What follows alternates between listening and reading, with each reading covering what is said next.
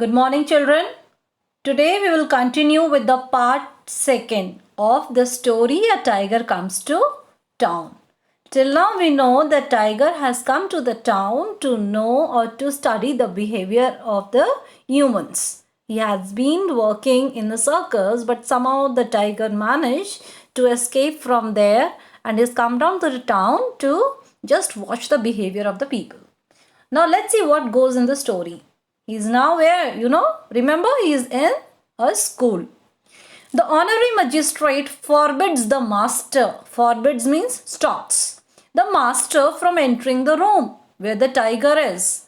The magistrate tries to stop the master, does not let him enter the room. But did he manage to enter? Let's see.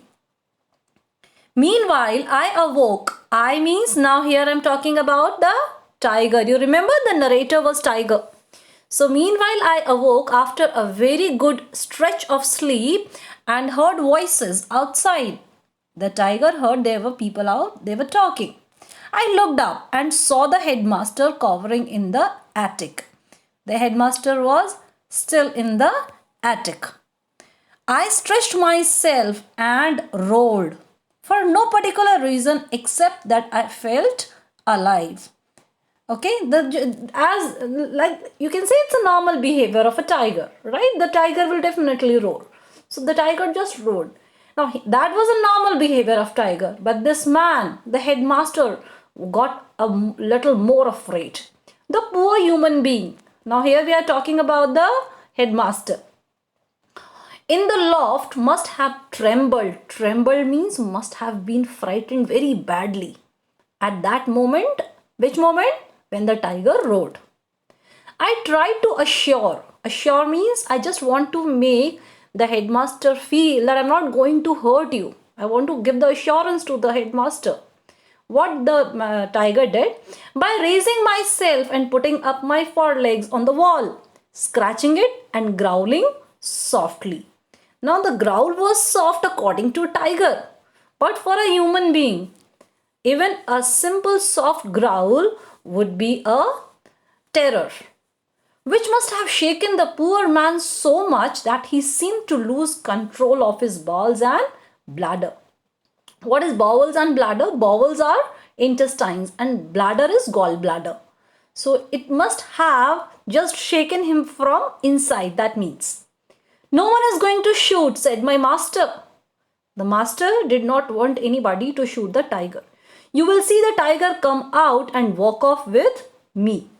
Tiger, you remember tiger used to follow each and every instruction of master. So master was very confident. He said, look, nobody is going to kill the tiger. I promise you, the tiger will walk away with me silently. One of you take a ladder in and help the headmaster come down from the attic. He said the headmaster is there in attic. First thing which you should do is take the headmaster down from the attic. Do you mean to say you are going in as you without arms of protection? One of the persons said, are you not taking any arms along with you for your protection?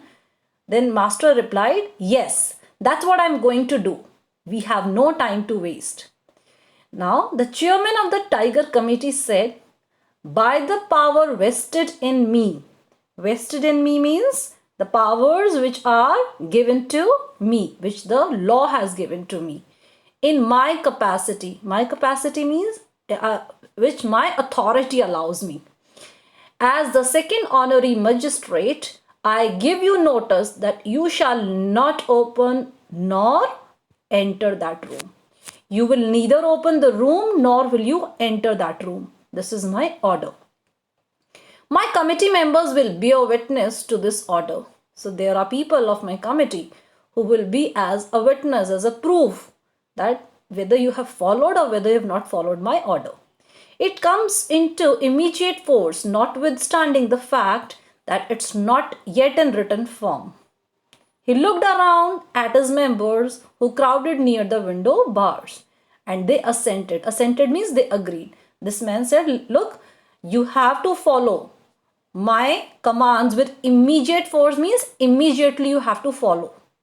Yes, don't think if I have not given it in written form, that you will not follow. You have to follow whether I am speaking orally also. So to this, the people of committee who were standing there, the members of the committee, they assented. Assented means showed the agreement, that they also agree with this. My master asked, why will you prevent me from going near the tiger? Master could not understand the reason. So said, why are you asking me to not go inside? They were at a loss of an answer. It is an all lawful to commit suicide. Now magistrate said, in a way you will be committing suicide if you are going in front of tiger. Maybe, said my master, but which law section says that a man should not approach a tiger? Are not circus people doing it all the time? So master quickly replied. He said, look, which law says that I should not approach a tiger? But what do you see in circus? Don't people go and approach the tiger? When this law, why this law is not implemented there? Yes, replied the chairman weakly. Weakly means because he did not had a strong reason to give to the master. But that's different. Then what master said? I can tame. Tame means I can ask the tiger to, I can train a tiger. Tame means I can make the wild tiger walk very meekly, very friendly. I can tame a tiger as well as any circus ringmaster. Okay, so I can have a control over the tiger. It's after all my life that I am risking. This is the work. I am putting my life at risk.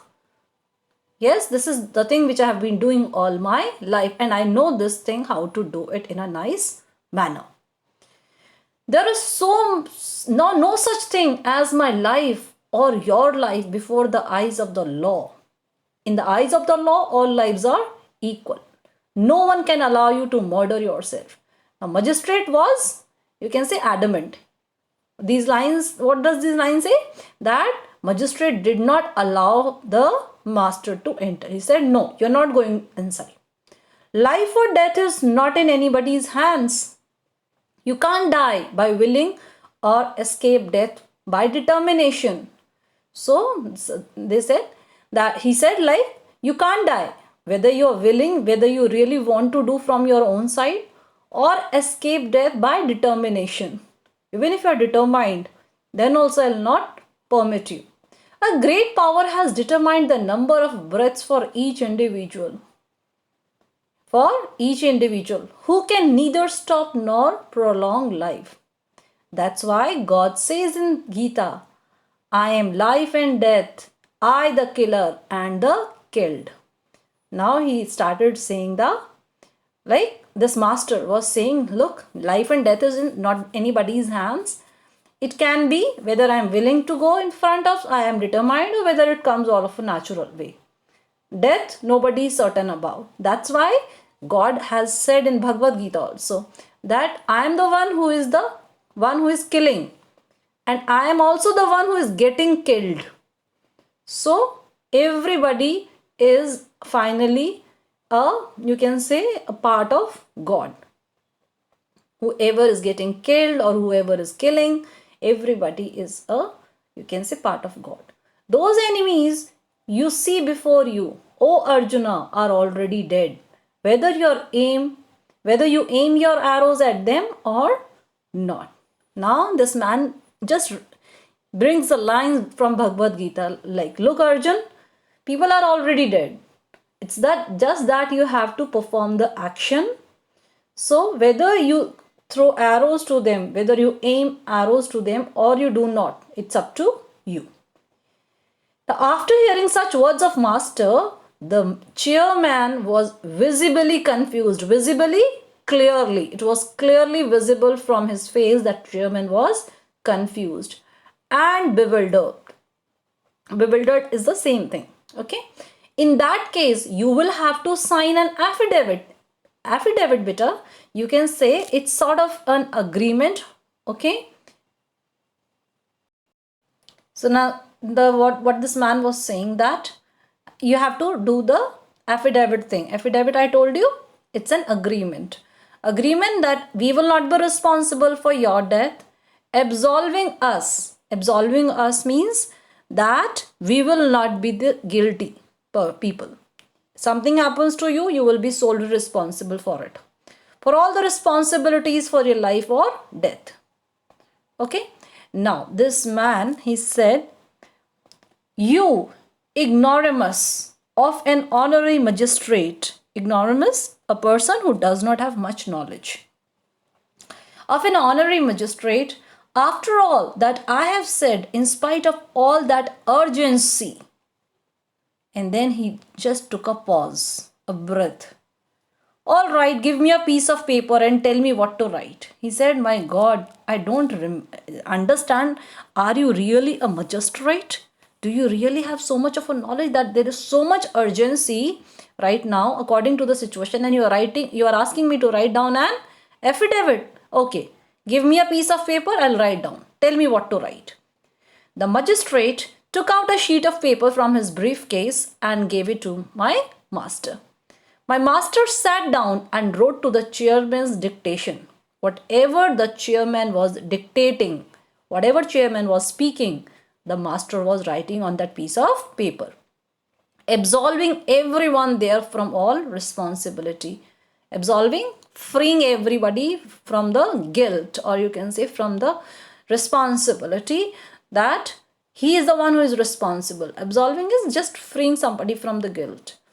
He signed the document and returned it with the comment. He signed the document, and while he was giving that document, what he said, master said, just to respect your magistracy, although I am convinced it is uncalled for and irrelevant, and you are exercising unnecessary authority. He did it, but then what he said, look, I was convinced that I can easily do. I'm just respecting your designation, your authority. I'm just giving the respect to the authority that you have.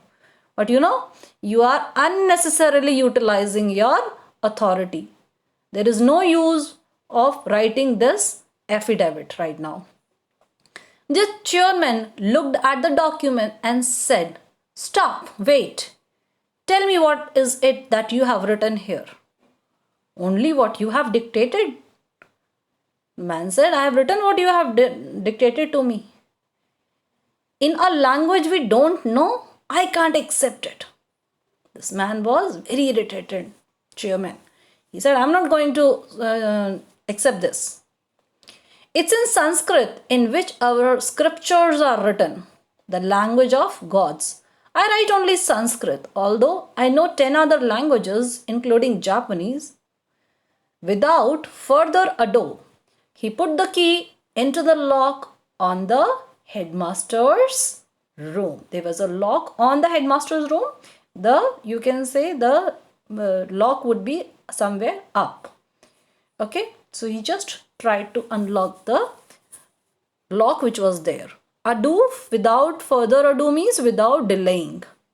Okay, it's written over here. Look, without further ado. So without delaying, without waiting for anything else to happen, this man opened the room. So he was able to enter inside the room. You've got the answer now, right?